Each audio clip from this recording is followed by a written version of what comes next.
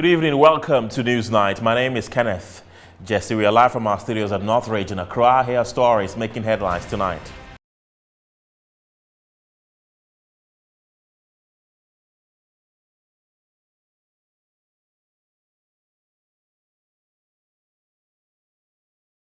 President Akufo-Addo assures Guinean workers of improved conditions of service through a restructured single spine policy soon, a swift response to a demand by TUC for a 20% cost of living allowance during May Day celebrations. Day 4 of the MPP constituency executive polls ends with Insuta electing a new chairman. Meanwhile, Yendi welcomes new executives with fears a last-minute pullout by aggrieved sitting executives will cause more trouble. Mixed reactions on day 1 of Elevy as reports emerge of charges on transactions less than 100 Ghana cedis. Where do we go from here? We'll tell you more. And on the international front, ruling generals in Guinea announced transition to civilian rule to take 3 years. Details plus these and many other stories are coming up shortly. Stay with us.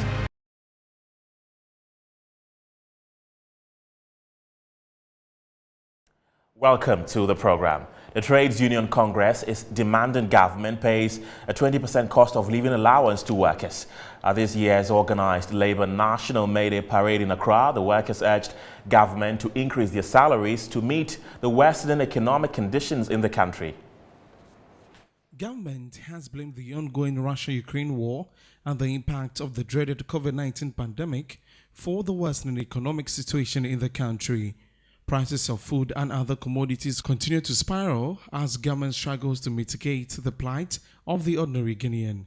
In the wake of the prevailing situation, workers are demanding the Akufo-Addo-led administration to introduce a 20% cost of living allowance to help cushion the Guinean worker. Secretary General of the Trades Union Congress, Dr. Yauba, at this year's National Workers' Day Parade believes employees will be better off with such measures. We would like to humbly appeal to you to use your executive powers to grant a cost of living allowance of at least 20% to all public sector workers. And here I'm not talking only about those on single spine. I'm also talking about the armed forces, the police service, the prison service, the immigration service, the fire service, and all the security and intelligence agencies. God has endowed us with gold, diamond, forest, ocean, oil, and other resources.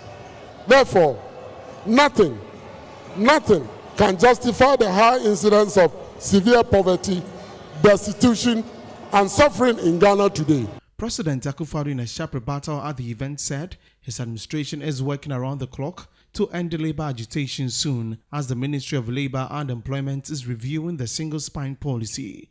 According to him, the review will better inform government on improving the conditions of service of the ordinary Guinean.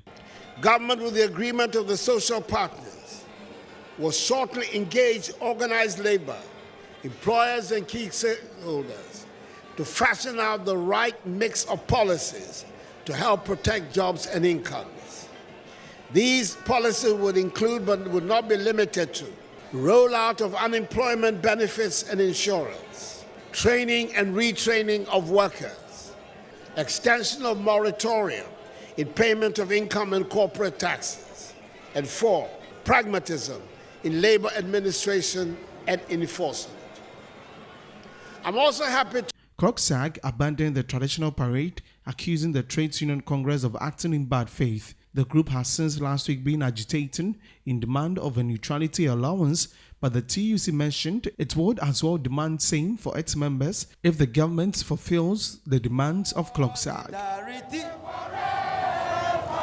For the union makes us.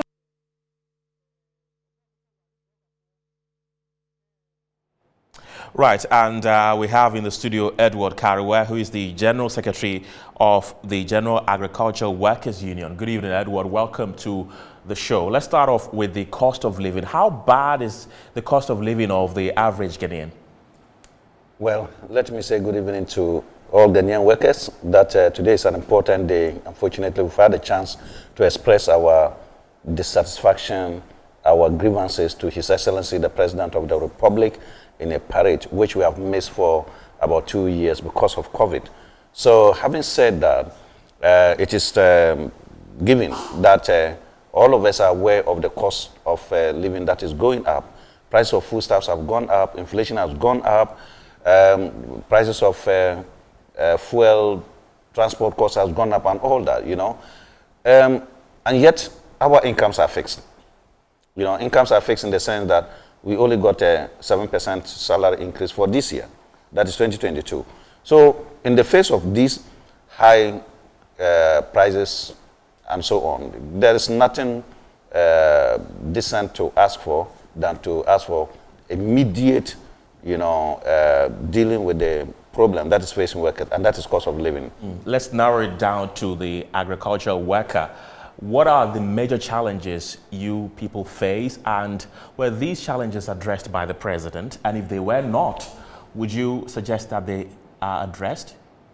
Well, if you look at the agricultural sector, you know, mainly we deal with fertilizer, which is imported into the country, and then we, as we speak, this year, prices of fertilizer has more than doubled. You know, farmers are unable to purchase the quantities of fertilizer they need for their plots. Apart from that, unfortunately, government has reduced the subsidy on fertilizer to 15%. You know, and I think that this is not a very good policy, given the fact that prices of fertilizer are going up, prices of other costs of production are going up, yet this is the time that government seeks to withdraw the subsidy that they had given to farmers. You know, why do you give subsidy to farmers? Why do you give subsidy at all? It is to meet to reduce the cost to the beneficiary. You know, here is the case, the cost is going up. Why should you be reducing the subsidy on the fertilizer? So certainly these are things that I think the President's speech did not address. And of course, this is only the speech for today. We think that going forward, within the year and within the short time, they have to address the challenges facing the agriculture. Ghana seems to run the agrarian system. How do we ensure that we modernize and improve things when it comes to agriculture? Well, you know, we've all been hearing that Ghana agriculture is the backbone of our economy. We should leverage agriculture for our economic development and so on. But we have not, in terms of commitment, implementation of policies, demonstrated that indeed agriculture is the backbone of the economy. And I'm just citing this example because it just speaks to the point I'm making, that at the time that, you know, prices of fertilizer are going up, government policy will be seeking to de-invest in agriculture.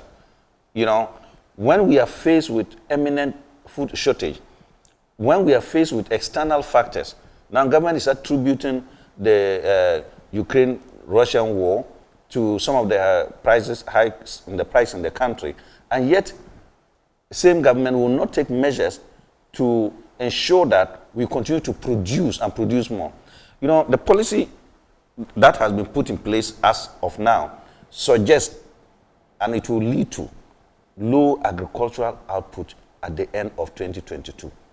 Because if you invest less, you should expect to get less. Even when you invest more, there's no guarantee that you will get a good yield. Because apart from policy, we also have natural factors that determine agricultural production in Ghana. If you're unfortunate to have natural disasters like rain, floods and so on, then of course you will run into trouble. So the policy framework as is arranged now is seeking to lead to low yield and the low output at the end of 2022. And that will not be good for Ghana going into 2023. The president did indicate that your problems will be addressed through the single spine salary structure. Does that convince you? Well, being in labor relations for many, many years and having taken part in these processes, it is not just about giving a fiat that single spine will have to be restructured and therefore come the following day, following week, following month, it is restructured. There are processes to it. And I'm not seeing it to be done immediately, even though it can be done. But given the way the bureaucracy in our governance system, I'm not seeing it to be done. Apart from that, it is not only about single spine. You know, the Secretary General outlined a number of challenges facing the Ghanaian worker. And even pensions, you know, since pensions are very low, not because of the low wages alone, it's just because government has not been able to implement the current act, that is Act 766, on pensions properly, thereby making pensioners of today worse off than they would have been under the old pension act, that is PNDC law 247. You know, this has to be addressed. And His Excellency did indicate in 2020 that he was going to resolve the difference. As we speak now, 2020, 2021, 2022, it has already been resolved. Right. And unfortunately, we have not seen it budgeted for in the budget that has just been read. These are critical areas which the president needs to address. And right. So simply addressing the single spine alone is not enough to address all the problems that are facing us. Right. You did indicate that fertilizer prices are on the rise. Recently also, there was a ban on the exportation of cereals to other countries. How has this affected the agriculture sector, and what can be done to improve it? Well, the measures are meant to ensure that the food that we already have in the country does not get out. You know, so in this case, what has it done? It means that prices will not go up as it would have gone up. But unfortunately, that is not what is happening on the ground. You know, and all these things go on the ground. Look, I went down to the poultry farmers who are seeking, looking for maize to formulate the feed for poultry. And I'm telling you that they are not getting the maize. When they get the maize, in 2 days, the price has gone up again.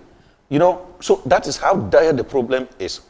You know, so yes, restricting exports is one way of retaining what is already within the country. But that is a reflection of the fact that if what you had produced, say in 2021, was good enough, then we should have enough maize, which should be retained by this policy so that it can be used in the country.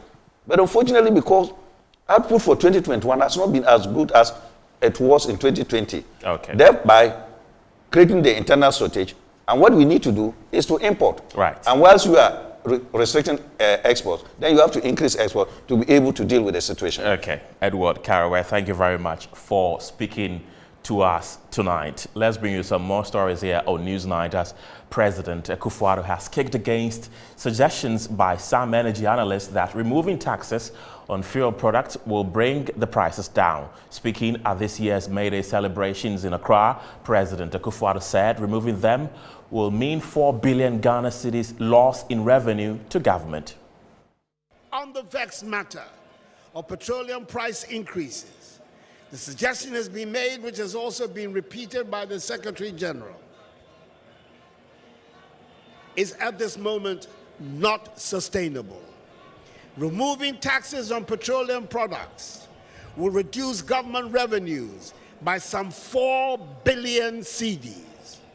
At this time, when we're determined to expand government revenues in order to increase our capacity to finance our own development, can we afford to reduce government revenues by 4 billion cedis?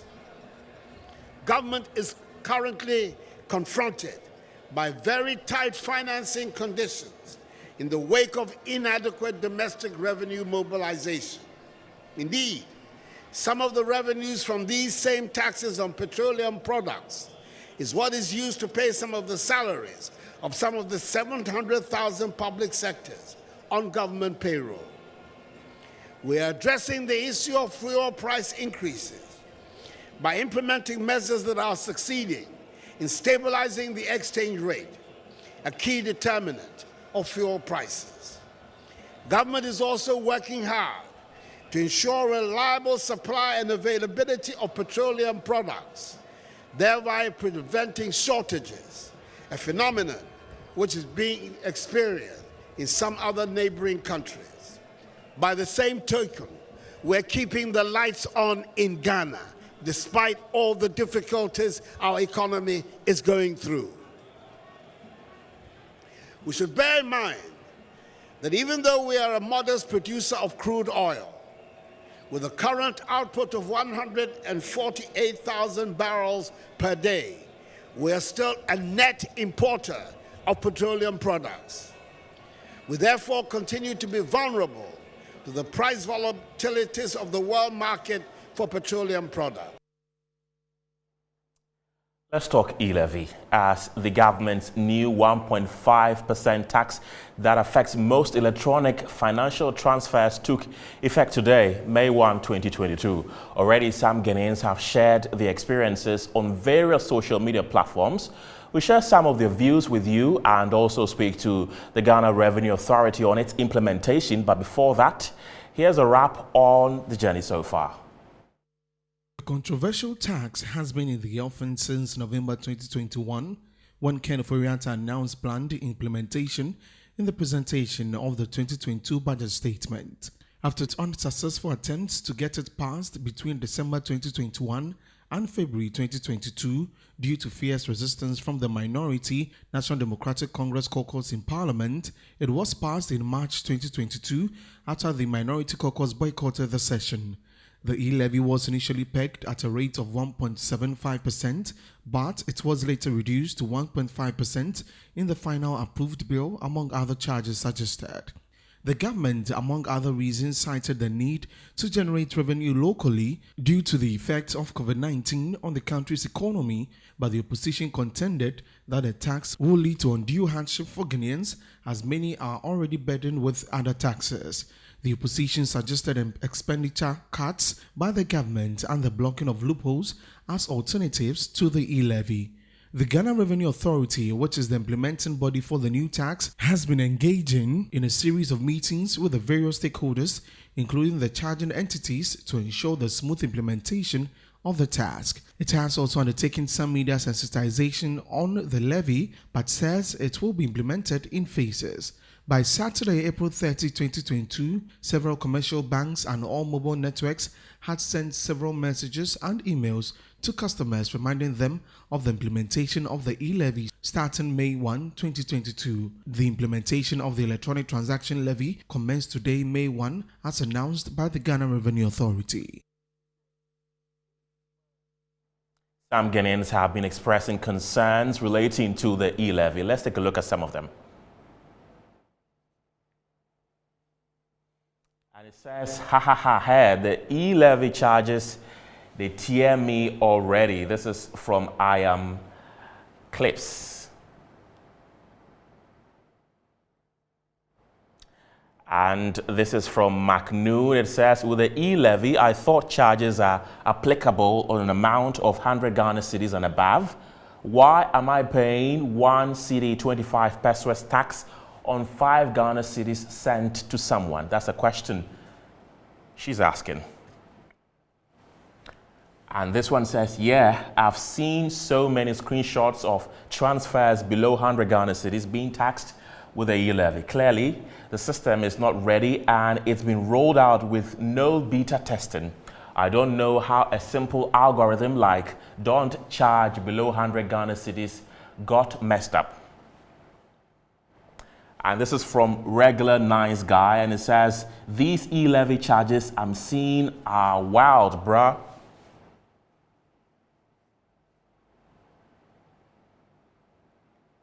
This is from the Meek King, and it says, dear vendors, respectfully avoiding saying something like add e-levy charges. If not, you bring back, I will pay cash on delivery method. You make scam win more than it is supposed to. Laughing out loud. This from Frank Nero 7 says, I tried sending money to someone on Momo this morning, but when I was to enter my Momo PIN for the transaction to go through, then I stopped. Still, these people tear me for e-levy charges.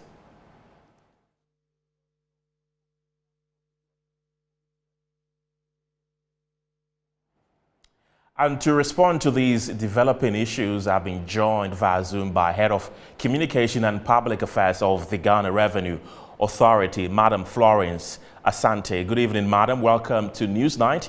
You must be monitoring how the implementation process has been so far. What have you found?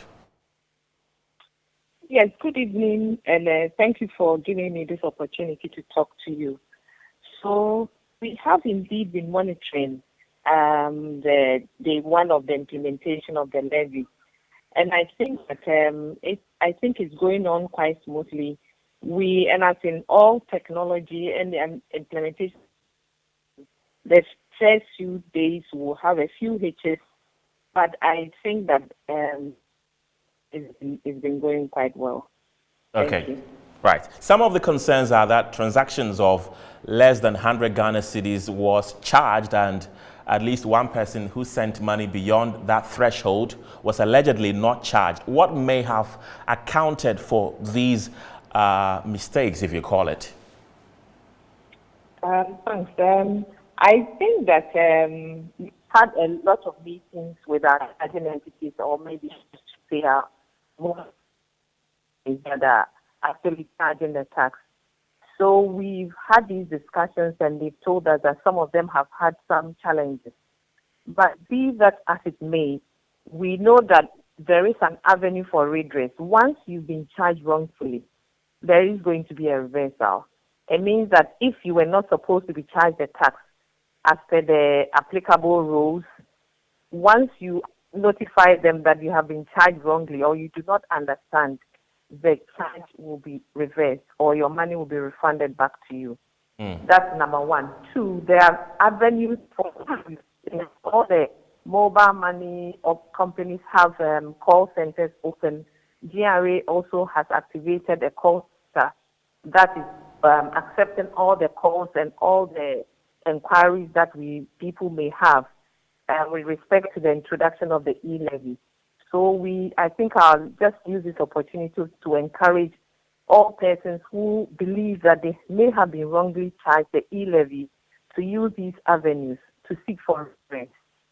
Okay, right. And in an earlier communication, you noted the implementation would be in phases. What does that mean? Sorry? I'm saying that in an earlier communication, your outfit did note that the implementation would be in phases. What does it mean? All right. So when we said we're going to do this in phases, what we meant was that initially we were going to use a common platform to monitor all the transactions so that GRA will have a view of all the transactions and what the charges have been. We are rolling out this initial phase of the implementation of the e-levy without the common platform.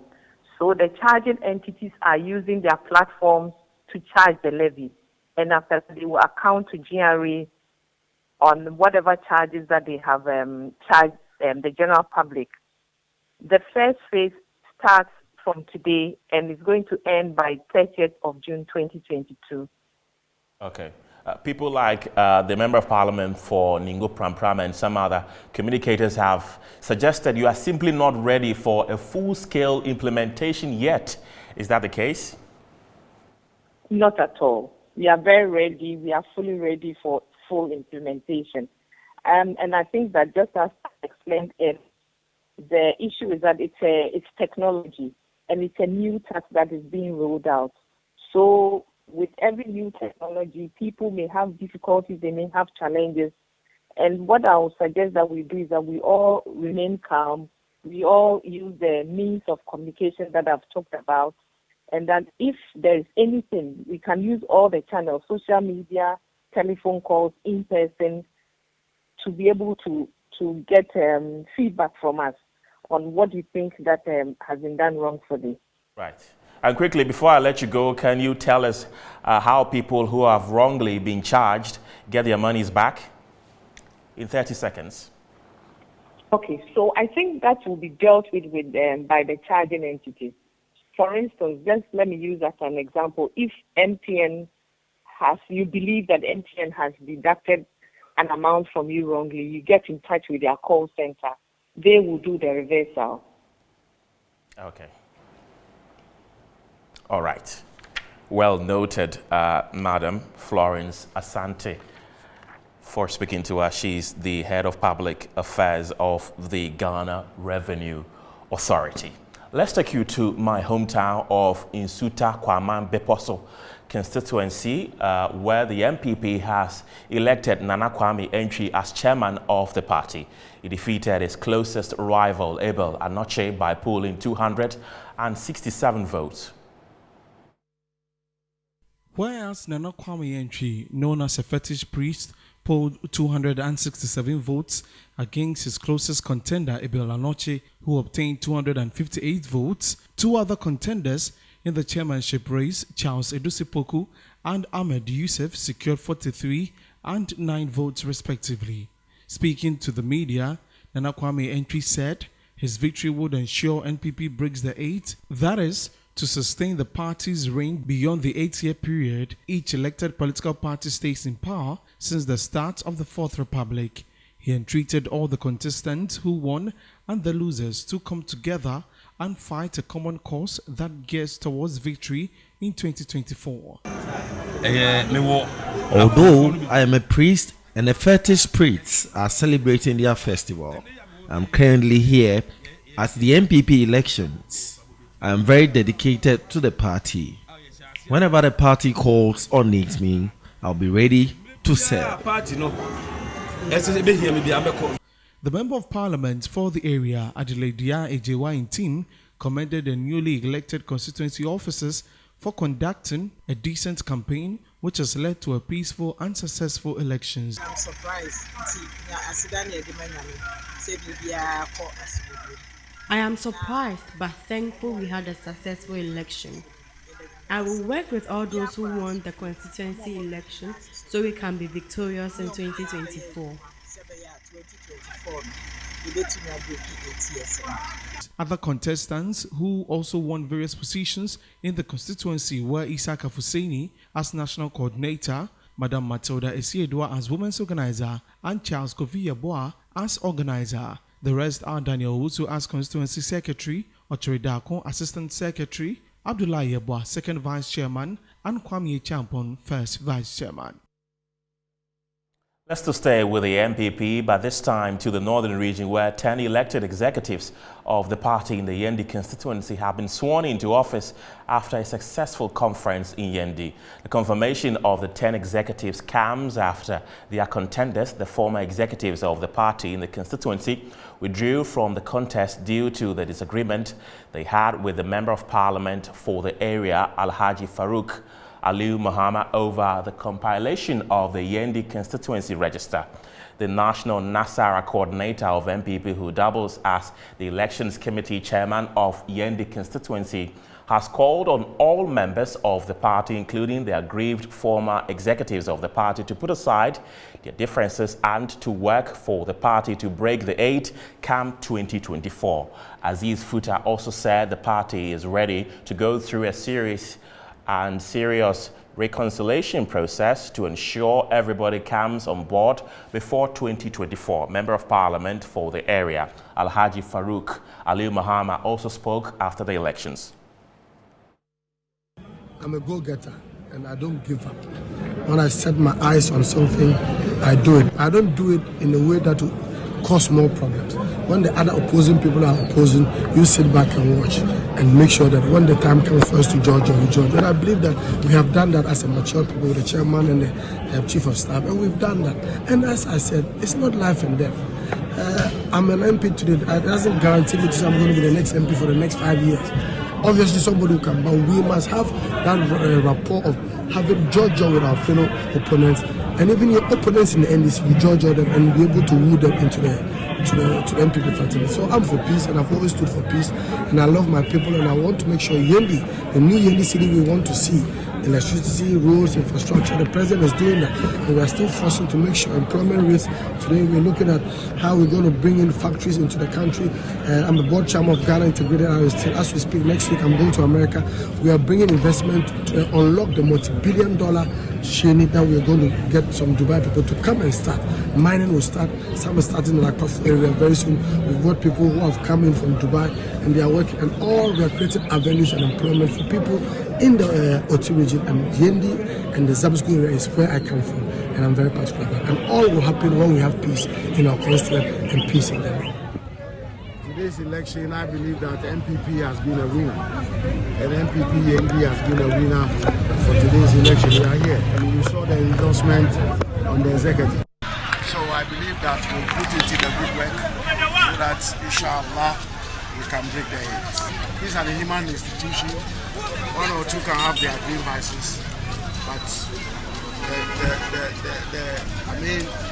the party is brave. When a party takes decision, nobody question it. I've been joined by our Northern Regional Correspondent Alhassan Dibaba for more on this. Dibaba, good to have you on the show. What was the general atmosphere in the area, and how did the people receive the outcome of the elections? Thank you so much. Yeah, earlier today or late this evening, the 10 executives were sworn into office by the MCE of the area. But the atmosphere of the area was very calm. We were expecting so much jubilation after the swearing in, but that did not actually happen like it used to happen or used to be at different places. And then we all believe that this thing happened because of the disagreement that they had earlier with the former executives. So the NP of the area and the Council of Elder member of the area also call on the youth not to jubilate to an extent that it will be difficult for them to bring back those who are aggrieved or those who are not happy for the decision being taken by the national executives. So the atmosphere there was very calm, and people were not over jubilating because they did not want to do anything to anger those who are not happy, to make the reconciliation process difficult. And how is leadership of the party in the region handling this particular withdrawal of 11 aggrieved sitting executives from the contest? Yes, we tried speaking to one of the regional executives of the party who was also at the venue, Alhaji Rashid COP, the organizer, but he declined to speak on the issue, even though many of them are not happy for the withdrawal of those executives, because according to them, they have a lot of things to do going ahead, and they will not be happy for any member, especially strong members like those executives who have withdrawn from the contest, to be going out of the party. But he declined to speak on it. Earlier this week, I spoke with the Northern Regional Secretary of the party, and he was not happy for what was happening in Yendi, not to even talk of the withdrawal of those people from the contest. So the regional executives are not happy for what has happened, but they have to go on, or they have to move on, because the elections has to come. And that is the reason why they have to do this, for the party to move on. Alhassan Dibaba, grateful for talking to us tonight. He's our resident correspondent in the northern region. You're still watching Newsnight here on Metro Television. We'll go for a quick break. We'll be back with more.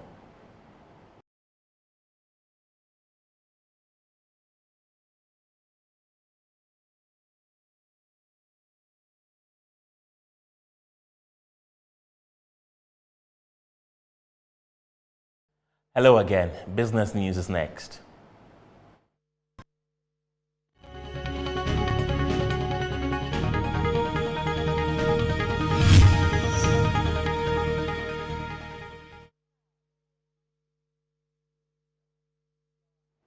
And in business tonight, Deputy Tourism Minister Marco Kreku Mante has called on business leaders to be innovative in their operations and take advantage of the African Continental Free Trade Area. He made the call during the 5th Ghana Business Leaders Excellence Awards here in Accra. The 5th Ghana Business Leaders Excellence Awards ceremony was held by Top Brass Ghana.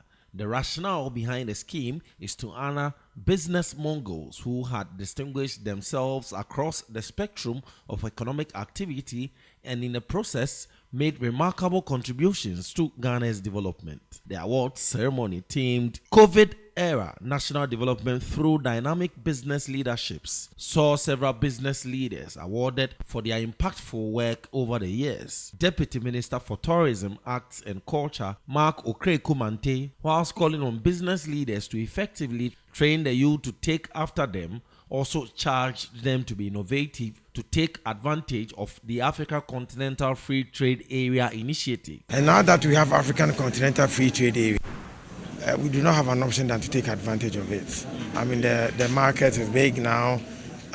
Because it is Africa, we can close most of the boundaries. We have the youth population to take advantage of again. And so that is why we are saying that if we do not have mugus like this, training some of the young ones or grooming them to become the entrepreneurs we want them to be able to compete with the other parts of the world, then we're in trouble. Because even if you have a big market called AFTA and your people or the youth are not equipped enough to compete, it's not good enough. Best Trade Facilitation and Revenue Mobilization Award went to the Chief Executive Officer of Ghana Link Network Service Limited, Nick Danso. This is a motivator. This confirms to us that people are watching, and we are dedicated to the cause that has been given to us by the government, and we are not going to rest on our oars. We are deploying a number of modules for our second phase modules with the aim of enhancing what we have already done.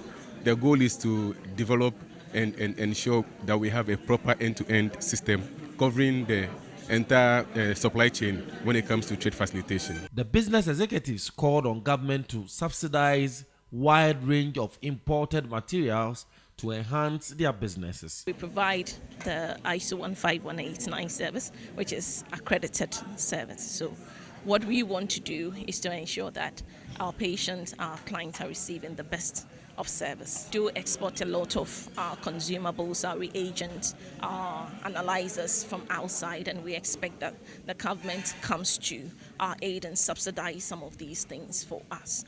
That is our major challenge. Top Brass Ghana was mandated by the National Planning Committee to organize the event within the context of Ghana's 60 years on anniversary program to commemorate the Diamond Jubilee of Ghana. Let's shift our attention to the economy as the International Monetary Fund is forecasting Ghana's debt to GDP ratio to be 84.6% by the end of 2022. According to its April 2022 fiscal monitor report, the country's total debt was estimated at 81.8% of GDP in 2021. The IMF said the country's debt-to-GDP ratio will increase from 84.6% in 2022 to 88.4% in 2026, before falling to 87.4% in 2027. But prior to that, it will record relatively same debt-to-GDP ratio of 84% in 2022 and 2023, and later surge to 85% and 86% in 2024 and 2025 respectively. The rise in debt may constrain government financing and as a result affect capital expenditure unless government moves fast to shore up revenue, of which the IMF describes the future as promising. The government will also have to intensify its expenditure rationalization program to ensure there is value for money projects, whilst leakages within the system are blocked. The fund is projecting Ghana's tax revenue to GDP ratio to increase in 2022 to 16.5% from 14.7% in 2021. This will be a vast improvement compared to the rates registered during the last 10 years. In 2023 and 2024, the country's tax to GDP ratio will, however, fall to 16% and 16.2% respectively. Ghana's public debt stock rose to 351.8 billion Ghana cedis in December 2021 from 344.5 billion Ghana cedis in November 2021, which is about 80.1% of gross domestic product. According to figures from the Bank of Ghana, about 730 million fresh loans were added to the total public debt stock in December 2021. You're still watching News 9 here on Metro TV. We return with the latest in sports, entertainment, and international news. Stay with us.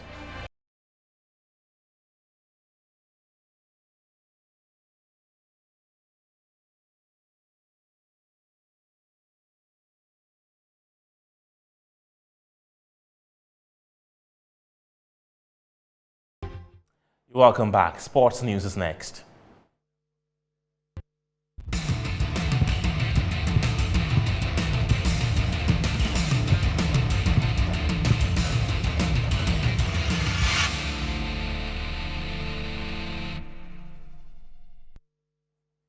In the Ghana Premier League Match Day 27, Kumasi Asante Kotoko managed to beat West Africa Football Academy by a long goal to inch closer to the title. At the Accra Sports Stadium, defending champions Accra Hearts of Oak defeated Dreams FC by 3-1. Let's see the highlights. It's a very intelligent run by Kanuri, but a bit more on that later. Gama finds Nete now. Here's it to Mudasiru. Good save from Bonsu.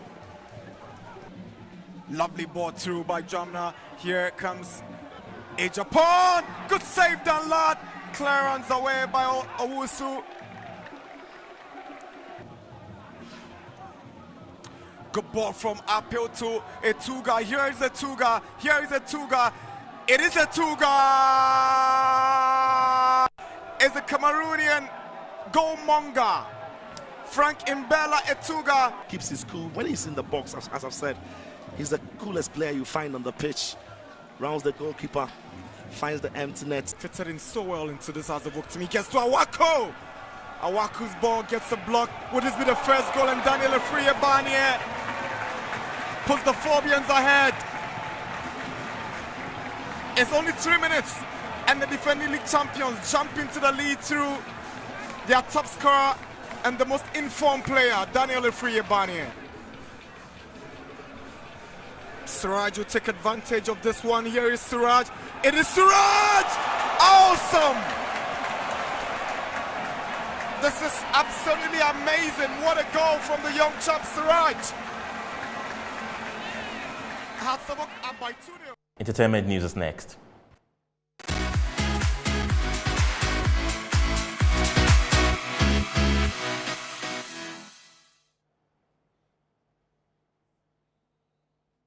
In entertainment tonight, movie producer Rabi premiered her much-awaited movie Drops of Happiness in Accra. Hundreds of movie lovers thronged the cinemas for the 2 sessions of the premiere. Rabi told Metro TV he was excited his final work has been shown to the world. Unemployment is everywhere around us, from my old classmates to people I meet on a random on the street. And I just felt like the story needs to be told, because I know people I finished SHS with, people I finished my first degree with, and they are unemployed. So I asked them, how do you survive? How does it affect you? Does it affect you, your dependencies? Does it even affect society or even the country Ghana? So from all the conversations I had with them, I realized that this is a topic that needs to be spoken about. And I know that in every home out there, there is somebody that this movie actually touched. International news is next.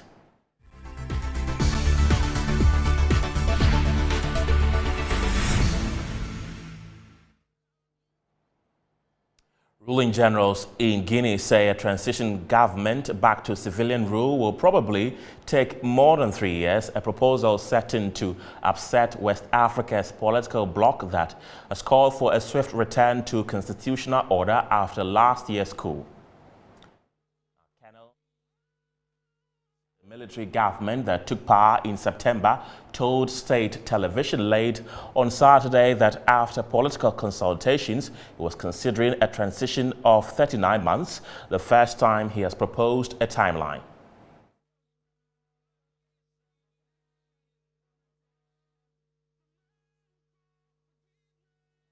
That's all for now, but before we go, a look again at our top stories.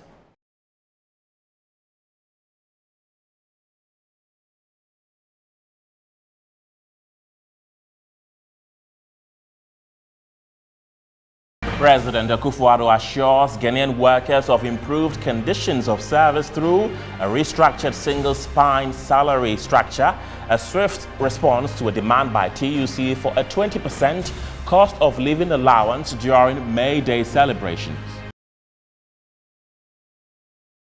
Day 4 of the ruling MPP constituency executive polls ends with Insuta electing a new chairman.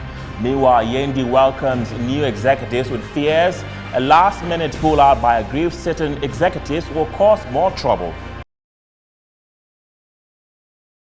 Mixed reactions on day one of Elevy as reports emerge of charges on transactions less than 100 Ghana cedis.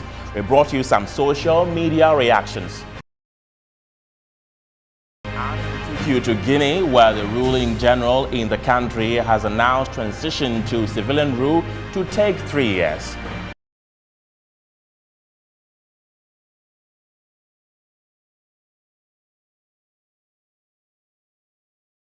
My name is Kenneth Jesse. Thanks for your company. Good night.